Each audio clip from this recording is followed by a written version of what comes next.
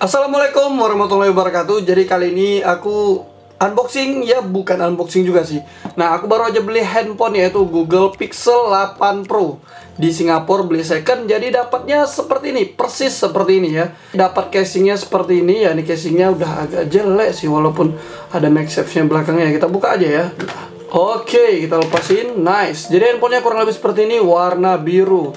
Ini tuh yang RAM 12GB, internal 256GB. Nah, sebelum lanjut ke handphonenya, aku bakal sedikit nyeritain dulu. Ini handphonenya itu aku beli di $600 second ya, $600 Singapura. Itu mungkin sekitar 7 jutaan kali ya. Nah, permasalahannya itu waktu pas aku bawa ke Indonesia mau dibayarin pajak. Waktu pas mau dibayarin pajak atau didaftarin IMEI.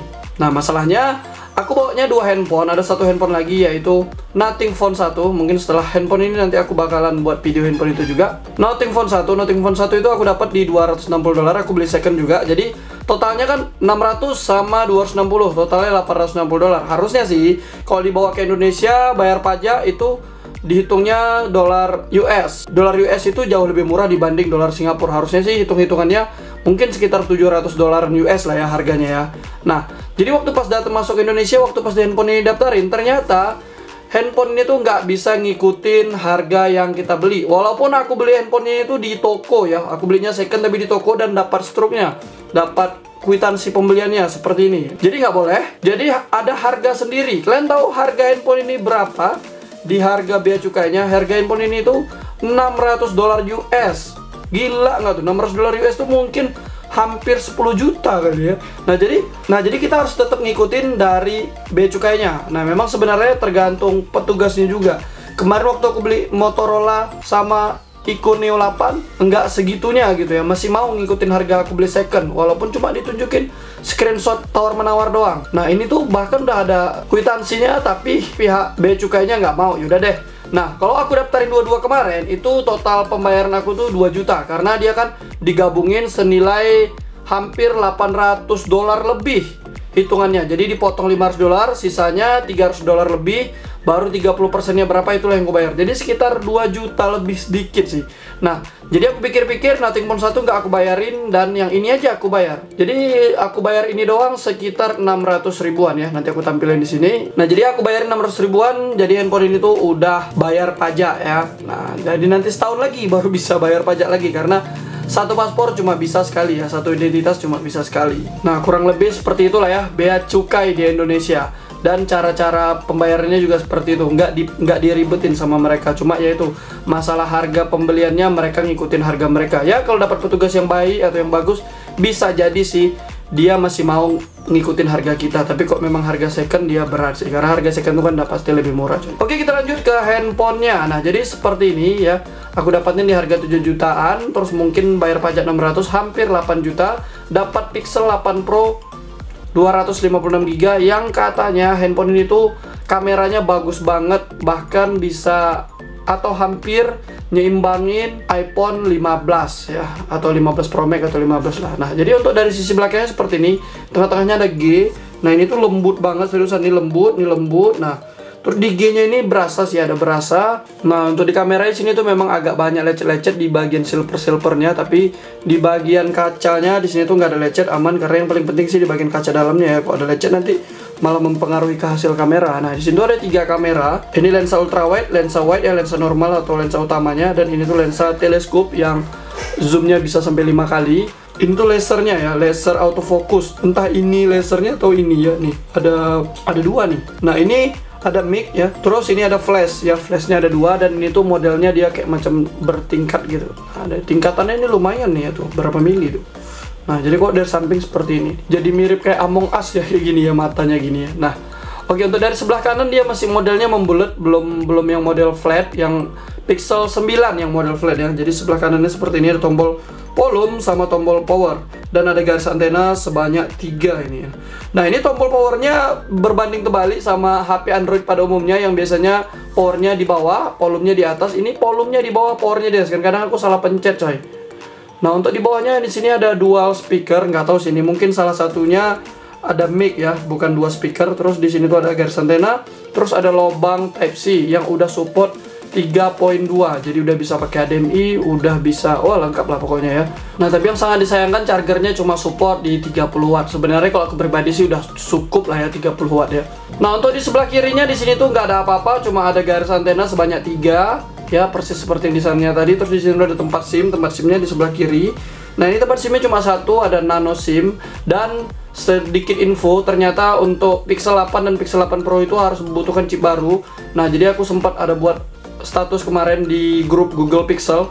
Ternyata aku kira handphone aku ini di lock karirnya ya, jadi di lock SIM-nya, ternyata enggak lock. Ternyata handphone aku ini udah unlock, udah nggak bermasalah. Hanya saja sekarang untuk Pixel 8 dan Pixel 9 itu dia udah pakai chip baru, jadi wajib kalau misalnya SIM kalian nggak cocok di handphone ini wajib di-update gitu ke Grapari ya, minta SIM yang model baru. Kartu SIM 3 ya itu yang paling bermasalah ya. Bahkan kartu SIM 3 itu aku cabut dari iQOO 13. iQOO 13 bisa, di sini nggak bisa, aneh banget memang. Nah aku kira handphone yang bermasalah rupanya memang harus di-update. Nah aku coba kartu lain seperti Smartfren atau Telkomsel lain aman. Nah aku juga bakal tunjukin jadi seperti inilah ya. Kalau yang seperti ini nggak bisa, yang seperti ini bisa tuh. Aku kasih tunjuk checklistnya. Kita lanjut untuk sebagian atasnya, di sini tuh ada kayak macam tempat SIM, dia ada kayak macam lingkaran. Tapi ini tuh nggak bisa diapa-apain, ditekan nggak bisa, diapa-apain nggak bisa ya. Ini ada kayak macam tempat sinyal gitu. Aku nggak tahu sih ini mungkin karena nggak tahu sih ini apa, mungkin ini persis kayak macam di iPhone 12-nya yang US gitu, yang di sebelah sampingnya dia ada kayak untuk antena sinyalnya. Nah nanti kalau yang tahu coba komen aja. Terus ada garis antena dan di sini tuh ada mic lagi. Jadi micnya harus ada 3 berarti ya. Nah untuk tampilan layar depannya seperti ini ya tuh. Tampilan layar depannya seperti ini. Nah ini coba kita hidupin. Bismillahirrohmanirrohim. Nice, Google ya. Kenapa aku pengen banget beli handphone ini? Karena aku pengen ngerasain gimana sih rasanya, sensasinya yang handphonenya tuh bener-bener dari Google ya. Selama ini kita pakai Android punya Google, kita nggak pakai merek Google gitu. Nah ini tuh bener-bener suhunya Google ya.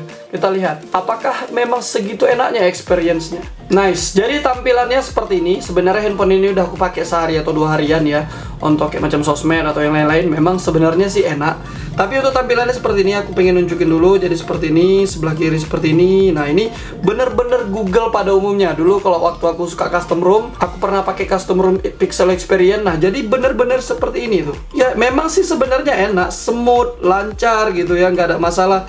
Cuma kalau misalnya nggak terbiasa pakai yang bener-bener pure Android gini, rasanya kayak kurang banget gitu. Untuk tampilan notifnya belum mengikuti iPhone ya, yang di sebelah kiri sini ya. Nah ini seperti ini tuh. Terus untuk about phone-nya simple banget, persis kayak macam ya handphone Android stock gitu.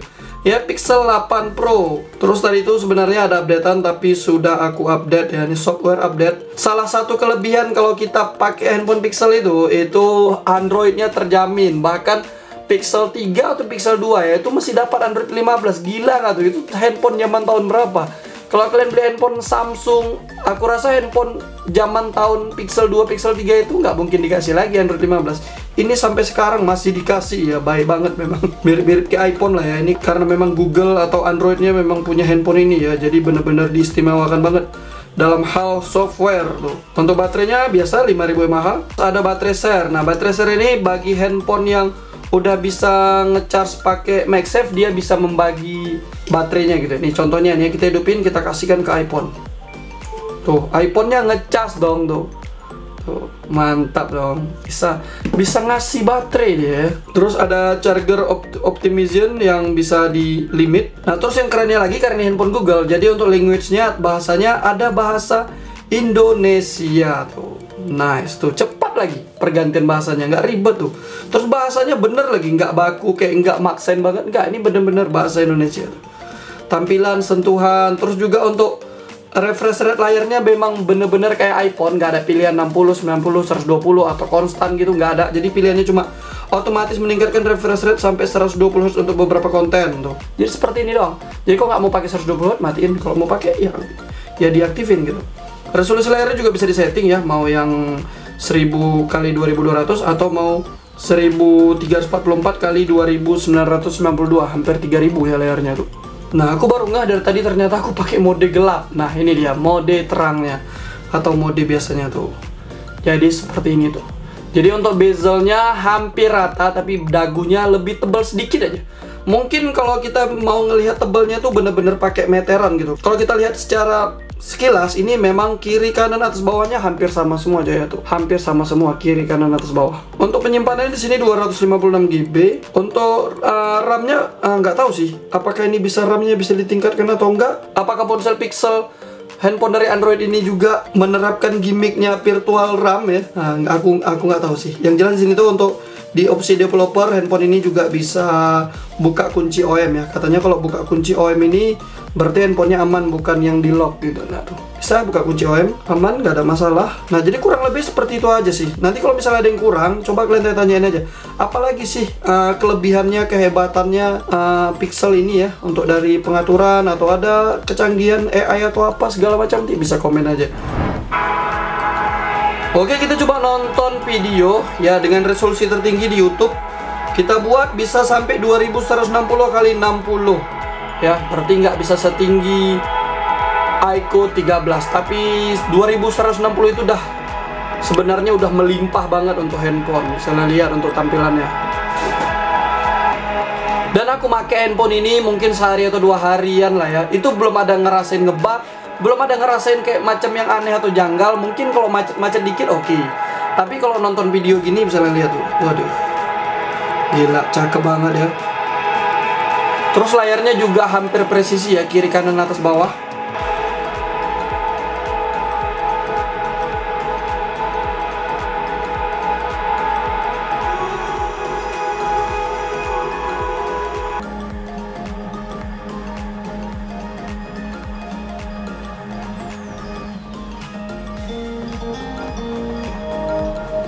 Oke, kita dengerin untuk suaranya.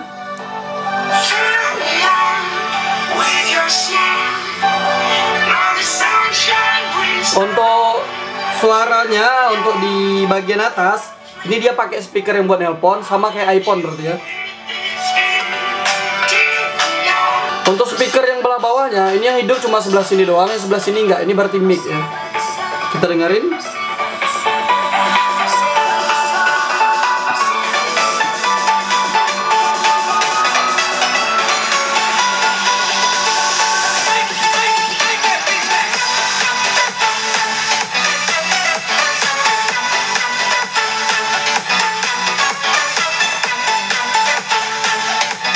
Untuk suaranya sadis sih ya, karena kiri sama kanannya hampir balance ya, hampir nggak bisa aku bedain. Terus juga untuk suaranya, treble-nya, bass-nya hampir sama gitu ya, hampir bisa menyimbangi. Keren sih suaranya. Juga di paling gedein pun juga nggak pecah, masih enak, masih bisa dinikmatin, nggak berisik gitu.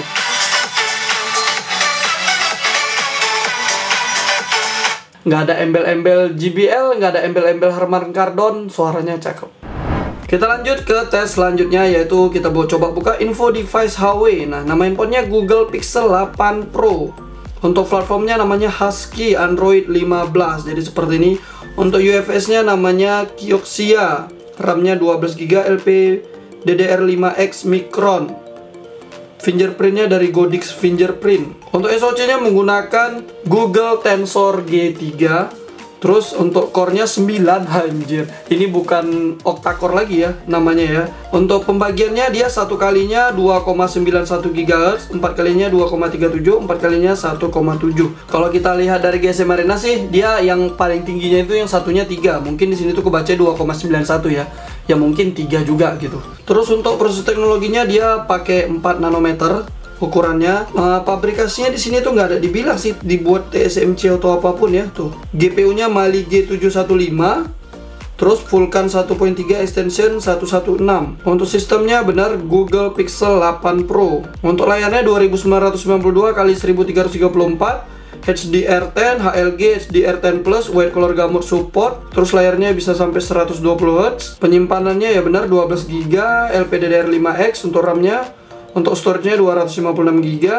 Untuk kameranya di sini tuh nggak bisa juga cek rinciannya. Yang jelas di sini tuh untuk kamera belakangnya ada modulnya, ada 5 kamera. Betul kan ada 5 kamera modul belakangnya, gila kali ya. Mungkin kalau dibaca sama sensor yang infrared itu mungkin benar ya.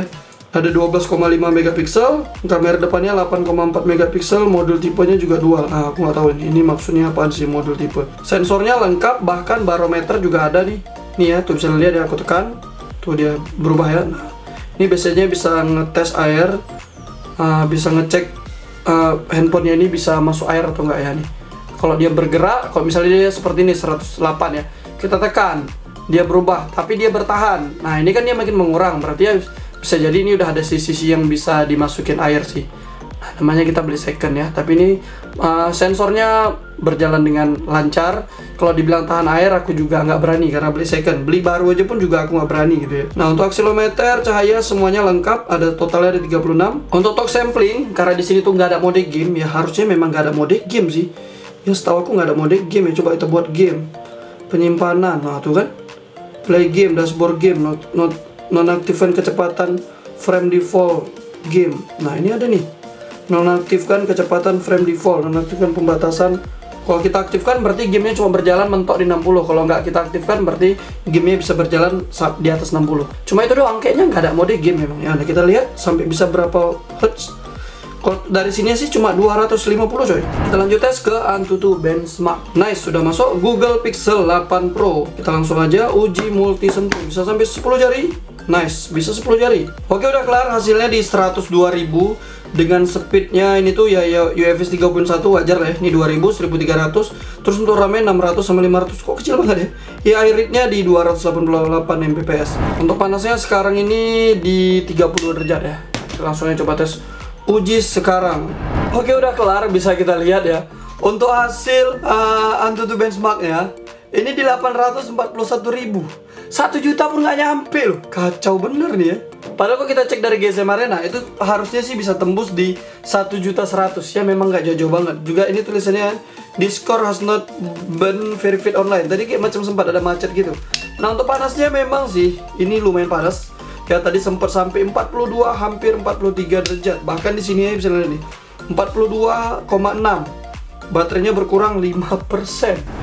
Jadi ini aku tes CPU throttling udah berjalan di hampir 12 menit. Ini untuk performanya di 100-an ya. Memang aku cari info dan segala macam. Memang untuk Google Pixel memang dia performanya nggak kayak Xiaomi atau nggak kayak handphone Aiko atau handphone Android pada umumnya.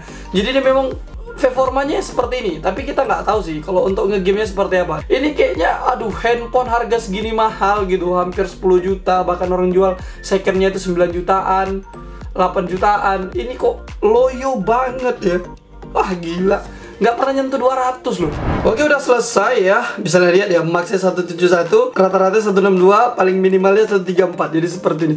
Ini tuh kayak macam handphone Android yang pada umumnya yang di Indonesia itu ya 2-3 jutaan nih segini nih ya. Oke, dan setelah kita 3D Mark ya, Wheel Lab Stress Test untuk base slope-nya lumayan tinggi, 8.600, lowless-nya di 4.400. Jadi stability-nya di 51%. Ini dia agak menurun segini ya, snap gitu. Jadi nggak ada kayak yang ngedrop banget tuh, nggak ada. Jadi dari awal juga udah lumayan menurun. Ya, jadi kurang lebih seperti ini ya. Jadi memang performanya kurang sih. Tapi untuk panasnya tadi bisa sampai 41, hampir 42 derajat. Untuk hasil Geekbench bisa lihat untuk single core-nya di 1700, multi-core-nya di 3600. Ini sebenarnya kecil sih. Tapi yang mengingat ini tuh Google Tensor G3 ya, satu prosesor 9 core. Ya sebenarnya kok dari sininya kuat sih. Cuma emang katanya sini tuh buatan Samsung ya. Tahu sendiri lah kalau udah buatan Samsung itu, wah. Oke, kita langsung aja buka game Mobile Legends. Kita mau lihat untuk settingan grafiknya. Nah, bisa lihat ya, untuk di bawahnya tuh dia di super sama ultra. Bahkan di awal-awal pertama kali aku nyobain pun ini cuma tinggi sama tinggi doang nih. Ini sekarang frame rate-nya bisa super, grafisnya ultra. Jadi seperti ini. Nggak tahu sih, ini aku belum download full ya, aku belum download full sengaja. Nah, rencananya sih aku setelah aku review ini, aku coba-coba, nanti aku restart ulang. Jadi biar bener-bener murni. Nah, baru aku coba downloadin gamenya ya. Jadi kurang lebih seperti ini nih ya untuk settingan grafiknya di Mobile Legends. Nah, tadi tuh sempat ada kayak macam mode game. Nah, itu ada mode game ya. Nah, ternyata ada EVS, YouTube Live, pengoptimalan. Ini apa nih? Screenshot. Ini pintasan perekam. Ini penghitung kecepatan EVS. Aduh, aku pun nggak tahu juga nih di mana posisinya nih. Oh, ini dia di sebelah sini ternyata. Nih ya, jadi kita klik kayak gini. Ini ada gini, ada ini. Nice ya, jadi dia ada penghitung EVS nih, 120 EVS. Oke, kita udah masuk di PUBG Mobile ya. Untuk di PUBG Mobile apakah ada mode game juga? Ada, seperti yang tadi. Kita coba klik di sini. Sini tuh bisa sampai 85 tadi. Oh, tapi mungkin itu notif ya. Ini 30. Nah, kita langsung aja ke settingan grafik. Nah, untuk bawaannya di sini tuh bisa HD Extreme, terus HDR bisa Extreme, Ultra HDR bisa Ultra. Untuk di balance Extreme, Smooth bisa Extreme juga ya. Smooth bisa Extreme juga. Ya udah deh ya, mau dibuat apa lagi ya. Nah, kita cobain. Nah, kita langsung aja kita coba, kita buka ya bagian yang paling terpentingnya atau bagian yang paling spesial dari handphone ini, yaitu kamera. Kita coba bukain. Nah, aku mau nanya sama kalian sebelum kita lanjut. Nah, ini kan handphone Pixel ya, handphone Google. Ini kan aplikasi kamera bawaannya. Nah, aplikasi kamera bawaannya ini tuh Gcam bukan? Ya kan kadang-kadang orang tuh suka tuh yang HP Redmi atau HP yang Vivo atau apa tuh kan suka banget tuh install Gcam. Nah, apakah ini Gcam ya? Kan kalau ini harusnya ini kan lebih spesial dong. Ini kan handphone bawaan Pixel ya, handphone bawaan Google gitu. Nah, apakah ini Gcam ya? Apakah Gcamnya seperti ini gitu? Nah, aku pun nggak pernah tahu sih, nggak pernah coba aplikasi Gcam, nggak pernah. Nah, untuk bawaannya seperti ini, bisa lihat tuh tampilannya. Atasnya ada tulisan 12 MP, terus ini ada auto kayak macam mode makro gitu ya. Terus ini ada kayak tampilan foto sebelumnya. Nah, ini ada lensanya, ada 0,5 kali, 1 kali, 2 kali, sama 5 kali. Untuk di bawahnya ini ada nih, ada blur latar, exposure panjang, potret, foto malam, sama panorama. Nah di sini tuh ada kayak macam pengaturannya gitu. Ada di sini umum. Ini tuh untuk lampu flash, ya ini foto malam, lampu flash. Terus ada foto otomatis. Nah, ini foto otomatisnya aku kurang ngerti sih. Oke, jadi foto otomatis ini kayak macam live foto di iPhone ya, yang dia nanti ada pergerakan gitu. Jadi nanti kita bisa pilih gitu, yang mana yang bagus. Nah, ini aku matiin. Ada timer, ya seperti biasa. Ada otomatis makro, jadi nanti dia menyesuaikan. Kalau misalnya kita foto yang memang ada makronya, dia menyesuaikan ada makronya gitu. Nah, sama rasio gambar penuh sini tuh 16:9 atau 4:3. 4:3 sih yang penuh. Nah, terus ini tuh ada mode Pro. Mode Pro ini 12 MP atau 50 MP. Ada RAW atau JPEG aja atau bisa pakai RAW. Ada otomatis, lensanya ada pilihan otomatis atau lensanya pilih manual gitu. Kayak macam ini ya, ada UE itu berarti ultra wide, dia pakai lensa ultra wide nih. Coba tes, aku fotoin nih ultra wide. Nice. Terus aku cobain lagi yang wide-nya, nih wide-nya nih. Nah, ini aku pakai yang teleskopnya, pakai T. Teleskopnya itu 5 kali ya, harusnya 5 kali. Terlalu dekat kayaknya coy ya. Ini coba tes. Nah, jadi kurang lebih seperti itu hasilnya. Hasilnya kayaknya sih memang tetap ada permainan software. Jadi soalnya waktu aku foto agak-agak jelek, begitu nunggu sebentar langsung agak bagus gitu, ada pemrosesan software ya. Terus untuk lensanya ini kan 0,5 kali. Ini 1 kali, 2 kali, 5 kali. Kalau paling full bisa berapa? Paling full bisa 30 kali ya. Walaupun dia lensanya kalau kita cek di GSM Arena dia 5 kali zoom optikalnya, tapi dia kalau mentoknya di sininya itu cuma 30 kali. Nggak kayak Ico 12 yang bisa sampai 100 kali. Nah, bagaimana dengan kamera depan? Kamera depannya itu ada 2 pilihan, ada 1 kali sama 0,75. Ada sama ada 0,7 ya, jadi ini tuh 0,7 mungkin. Nah, ini sebenarnya kamera depan ini kan cuma 1 ya, jadi kemungkinan nggak mungkin ada 2 lensa dong. Ini mungkin ya kamera satunya aja dia agak zoom in dibuat 1 kali, atau yang 0,7 nya yang agak jauh nih ya. Menurut aku kamera depannya ya oke lah ya, jernih, bagus, untuk detailnya dapet tuh sampai berpori-porinya jelas gitu ya. Ya memang kalau misalnya jelek ya rugi dong, ini bawa-bawa nama Pixel ya. Terus untuk fitur-fiturnya di situ emang dikit banget sih, nggak kayak macam kamera pada umumnya ya. Nah, atau memang nanti ada fitur yang lain yang kalian tahu, atau ada penonton di sini tuh yang udah biasa pakai Pixel atau ada yang suhu-suhunya. Nah, bisa dong kasih tips gimana nih cara foto yang bagus. Apakah memang harus install Gcam lagi ya? Ini kan memang Google Pixel, harusnya memang ini tuh ya Gcam gitu ya. Nah, untuk di video di sini tuh ada geser, blur, video, gerak lambat sama time lapse. Nah, untuk gerak lambat di sini tuh ada pilihannya yang kecepatan. Ada yang 1/8 kali, ada 1/4 kali. Aku nggak ngerti sih. Biasanya kok 960 fps, 240 fps, itu aku lebih ngerti. Kalau seperti ini aku agak kurang ngerti nih coy ya. Mungkin ini lebih lambat, ini agak lebih cepat sedikit. Nah, untuk di videonya di sini tuh ada settingan Full HD atau 4K. Jadi cuma ada 2 pilihan, nggak ada 8K. Nah, jadi Full HD atau 4K. Terus ada pilihannya nih, ada 60 fps, 30 fps, 24, ada A ini auto. Nah, kalau 60 fps 4K HDR-nya nggak bisa diaktifin. Tapi kalau 30 fps HDR10 nya bisa diaktifin ya, HDR bisa diaktifin, stabilisasi gambar bisa diaktifin. Kalau 60 fps stabilisasi HDR10 nya aja yang nggak bisa dihidupin sih. Terus juga ada peningkatan kualitas suara ucapan juga nggak bisa dihidupin. Kalau 30 fps, nah ini bisa dihidupin nih, bisa dimainin nih. Suara asli, suara peningkatan suara, nah perbedaannya. Nah, ini yang asli ya. Ini asli, kalau yang udah dibagusin. Nah, suara-suara ombak, suara anginnya hilang. Jadi kurang lebih seperti itu. Nah, ini perbedaan HDR10 bit ya. Nih, ini tanpa HDR10, ini pakai HDR10. HDR10 lebih glossy, lebih detail gitu ya. Ini ada pengoptimalan video. Terus ini ada hilangkan blur, stabilisasi HDR10. Nah, ini dia perbandingan ya, pengoptimalan video ya. Tapi kalau pengoptimalan video ini kita tetap bisa pakai 30 fps karena 30 fps dia banyak settingan yang bisa diubah. Kalau 60 fps yang nggak ada yang bisa diubah. Terus ada pilihan setelan lainnya. Di sini nggak ada watermark ya. Kalau ada watermark keren tuh, Google Pixel 8 Pro gitu di bawah. Nah, di sini nggak ada ya. Simpan lokasi, suara kamera, terus ada saran pemindai kamera, timer letak tangan, bingkai terpadu. Nggak tahu nih bingkai terpadu apa nih. Terus ada pintasan tombol, wajah favorit, penyimpanannya di perangkat, ya ini di mana lagi.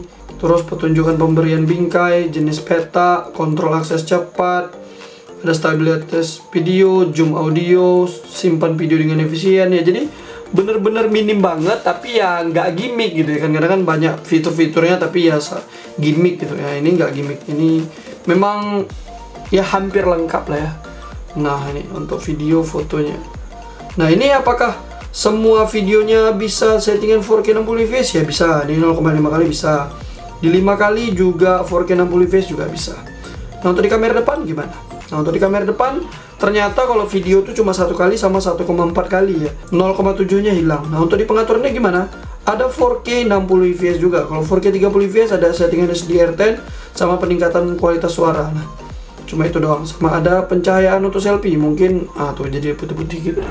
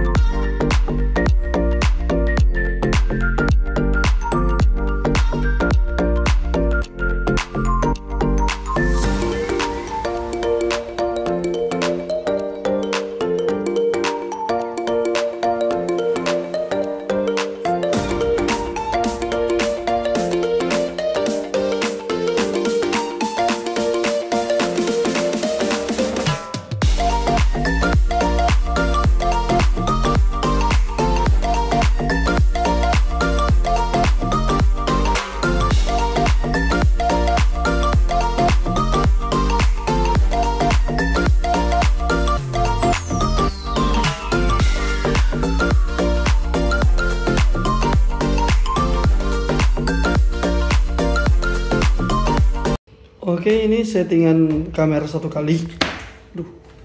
1080 60 fps. Hampir jatuh gitu ya. Nah, ini tuh pakai apa namanya? Stabilisasinya yang standar ya, yang tengah, yang gambar tangan. Jadi untuk lagi video gini dia tuh bisa perpindahan kamera. Nah, itu mungkin salah satu kelebihan Pixel kali ya, hampir sama kayak macam di iPhone. Nah, ini bisa perpindahan lensa nih. Ini yang 0,5 kali. Ini 1 kali. Ini 2 kali. Ya, 2 kali sama 1 kali sama aja, dia masih pakai lensa yang sama ya. Nah, bedanya tuh di 5 kali. Dia udah pakai lensa sendiri tuh. Jadi perpindahannya tuh masih kerasa banget coy itu. Tuh ya, kerasa banget ya. Tuh. Oke, 5 kali. Kalau misalnya kita zoom sampai 20 kali ya. Tuh. Nice. Ini tuh lebih dari Ico 12 ya. Ico 12 cuma 3 kali. Di sini tuh 5 kali dia lensanya. Tuh. Jadi ini untuk hasil kameranya. Ini yang 1 kali. Kurang lebih seperti ini. Ini aku coba jalan-jalan, bergerak-gerak. Oke. Nah, ini yang pakai HDR ya, HDR10. HDR10 cuma bisa di 30 fps. Nah, ini 30 fps. Bisa lihat ya, HDR10. Yang kerennya handphone ini, aku mundur sama aku maju kayak macam gak ada pergerakan loh. Gila loh, smooth banget loh. Nih aku jalan ya. Coba ya, aku jalan dari belakang sini ke depan sana. Wih, stabil banget ya. Apakah bisa ganti lensa? Ya tetap bisa. 0,5 kali, 1 kali. Nah, untuk kamera depannya kurang lebih seperti ini ya. Ini tuh settingan yang 1080 60 fps. Kalau yang 1080 60 fps itu tuh minim banget dari settingan. Nah, kalau misalnya settingan seperti ini, nah ini tuh 1080 30 fps ya. Jadi kalau 1080 30 fps itu ada settingan namanya speed adjustment, bisa diaktifin, dan ada HDR10. Nah, coba kalian bedain. Bedanya gimana nih untuk tampilan warna dan segala macamnya. Kalau tampilan dari IPS atau kesemutan pergerakan layar ya jauh lebih bagus yang 60 fps ya dibanding yang 30 fps seperti ini. Nah, ini sengaja aku agak goyang-goyangin dikit. Ini coba kita jalan ke depan ya. Nice. Nah, ini coba aku buat kamera belakang jadi kamera depan ya. Maksudnya kamera belakang aku buat selfie atau ngeplok kayak gini ya, kita lihat. Nah, sangat berbeda jauh nggak sama kamera depannya. Nah, bisa lihat ya. Ini settingan 30 fps kalau nggak salah sih. Yang HDR10. Nah, ini kamera belakang juga 1080, kita buat video ngeplok ya. Jadi HDR10-nya nggak hidup ya. Nah, biasanya kalau nggak pakai HDR10 dia lebih wide gitu ya. Nah, kita lihat nih. Coba kalian bandingin ya. Aku agak-agak bergerak, aku bergerak gini ya. Kayak tadi tuh kayaknya bergerak-gerak gini tuh kayak macam agak blur. Nah, ini pakai Full HD 60 fps ya. Ini pakai yang 0,5 kali. Coba kita lihat perpindahannya ke 1 kali bisa. Tapi 1 kali kayak macam agak low gitu, agak kabur-kabur ya. Nah, coba kita pakai 2 kali. Wow, susah banget dia mau ngambil zoomnya kok 2 kali fokusnya. Tapi coba kita tes 5 kali. Sampai bisa berapa kali nih? Bisa sampai 20 kali. Tapi udah nggak jelas coy. Woi, nampak dong tuh, bisa lihat lagi. Oke. Nah, dia adanya lensa 1 kali, 0,5 kali. Tapi perpindahannya lumayan rapi loh. Tuh perpindahannya ya. Terus ke 5 kalinya perpindahannya kayak macam nggak ketahuan ya dipindahin ya. Nah, ini malam ada settingan 1 kali atau 1,4 kali. Bisa lihat kok malam videonya kurang lebih seperti ini ya. Noise-nya parah sih kalau dilihat, tapi nggak tahu nanti hasilnya gimana. Nah, untuk fitur-fitur lainnya aku rasain pun itu minim banget ya. Nah, kayak macam perekam layar aja, kita coba cek perekam layarnya ini seperti apa. Perekam layarnya ternyata minim banget, dan cara ngerekam layarnya pun agak aneh tuh. Rekam satu aplikasi, rekam seluruh layar. Terus ini dikit banget loh. Nih, rekam audio, terus bisa mikrofon atau audio perangkat dan mikrofon. Oke, bisa digabungin. Terus tampilan lokasi sentuhan layar. Nah, tapi nggak ada pilihan nih resolusi berapa fps atau berapa bit. Nah, itu nggak ada pilihannya, jadi minim banget sih. Ini mirip banget sama iPhone sih, jujur. Terus untuk fitur-fitur lainnya aku sih kurang tahu ya, karena baru kali ini aku megang handphone Google Pixel ya, dari Pixel 1 sampai Pixel 9 ya, sampai sekarang ini aku baru bisa kebeli 8 Pro, ini baru kali ini aku megang. Jadi buat kalian yang tahu fitur-fitur kelebihannya nanti bisa komen aja, nanti bakal kita cobain lagi. Nah, Jadi ya cukup sampai segini dulu ya. Untuk pendapat aku pribadi, handphone ini memang tujuan pertamanya bukan untuk performa, mungkin lebih ke daily, terus juga lebih ke kameranya yang juga katanya bagus. Terus juga yang kerennya sih memang UI-nya, Android-nya ini bener-bener pure Android. Jadi aku nggak pernah ada ngerasain ngebug atau kayak Xiaomi lah yang banyak kali ngebug, nanti mode performanya ngebug, mode ininya ngebug, mode itunya ngebug, nggak ada. Di sini tuh jarang banget. Terus juga user experience-nya, pergerakan layarnya ini hampir bisa menyamain iPhone. Makanya mungkin banyak orang yang punya iPhone pindah ke Google Pixel karena memang bener-bener Pixel experience gitu ya. Experience Android-nya, experience-nya hampir-hampir kayak iPhone gitu. Terus juga iklan, nggak bakalan ada iklan karena itu pure Android, nggak ada disuntik tuh kayak macam Vantage OS, MIUI, HyperOS, nggak ada tuh. Ini aman banget ya. Terus untuk di baterainya banyak banget sih yang aku lihat di grup itu menanyakan BH baterainya, baterai health baterainya. Di sini tuh nggak ada, jadi aku nggak ngerti sih mereka itu ngeceknya dari mana ya. Ada yang bilang dari aplikasi, tapi aku nggak terlalu percaya deh sama aplikasi ya tuh. Di sini tuh nggak ada BH-nya, tuh ada widget baterai, sama ada diagnosis baterai tuh cepat habis. Nah itu kurang lebih seperti itu. Nah ini ada suhu perangkat tuh bisa dicek tuh. Jadi nggak ada nih. Nah ini juga nih fingerprintnya di layar ya. Fingerprintnya cepat walaupun dia belum yang ultrasonic tapi cepat banget. Nah jadi gimana pendapat kalian untuk handphone ini ya? Menurut aku pribadi ya aku belum bisa bicara banyak. Mengingat harganya yang segini, menurut aku biasa aja. Kelebihannya cuma di kamera sama user experience-nya. User interface-nya memang enak banget. Tapi memang karena biasa aku pakai Xiaomi, jadi untuk fitur-fiturnya aku rasa masih kurang lah ya. Masih enak Xiaomi karena memang banyak fiturnya kayak perekam layar atau yang lain gitu, banyak lah. Ada perubah suara atau ada game turbo, ini tuh memang minim banget sih. Tapi nanti kita coba tes game selanjutnya, kita lihat deh apakah memang handphone ini worth it itu dibuat main game juga bagus gitu. Enggak di bagian daily atau kamera doang sih yang unggulnya gitu. Nah oke lah guys, jadi cukup sampai di sini dulu ya. Apabila ada yang kurang bisa komen aja. Thanks for watching. Jangan lupa bantu like dan subscribe. See you later. Goodbye. Dadah.